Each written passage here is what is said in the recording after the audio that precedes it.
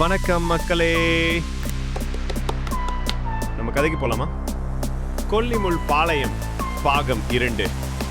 அந்த ஸ்கூல் முன்னே நின்று எதையோ பார்த்து கொண்டிருக்க பாபு, ஹரீஷ் ஏந்திருடா என எழுப்ப தூக்கம் கலைந்து சிறு புன்னகையுடன் பாபுவை பார்த்தான் ஹரீஷ்.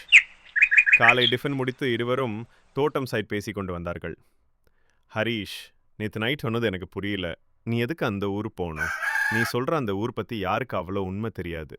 யாருக்கு இங்கேருந்து 7 கிலோமீட்டர் தூரம் அந்த ஊர் இருக்குது. அங்கே போய் ஏதாவது தகவல் கிடைக்காதுன்னா பார்க்கலாம். நான் அந்த ஊர் கண்டிப்பாக போகணும். எனக்கு தினம் தூங்க முடியல. ஒரு ஸ்கூல், ஒரு முகாம், ஃபயர் விபத்து, இது எல்லாம் என்னை தூங்க விடாமல் பண்ணுது.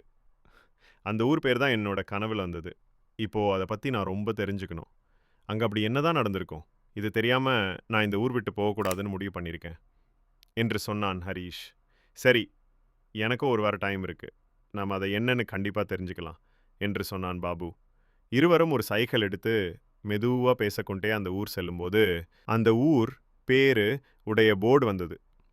எனக்கு கனவில் தோன்றிய அதே போர்டு. எனக்கான தீர்வு இங்கே தான் இருக்கு என முடிவு செய்தான் ஹரீஷ்.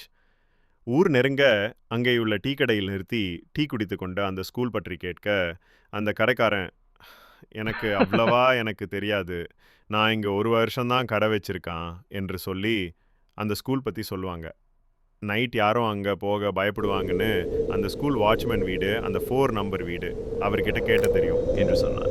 இருவரும் அந்த வாட்ச்மேன் வீட்டுக்கு சென்று, ஐயா இருக்காங்களா, கொஞ்சம் வாங்க என்று சொல்ல அந்த ஐயா கண்ணாடி போட்டுக்கொண்டு, யார் அது என்று கேட்டுக்கொண்டே வந்தார்.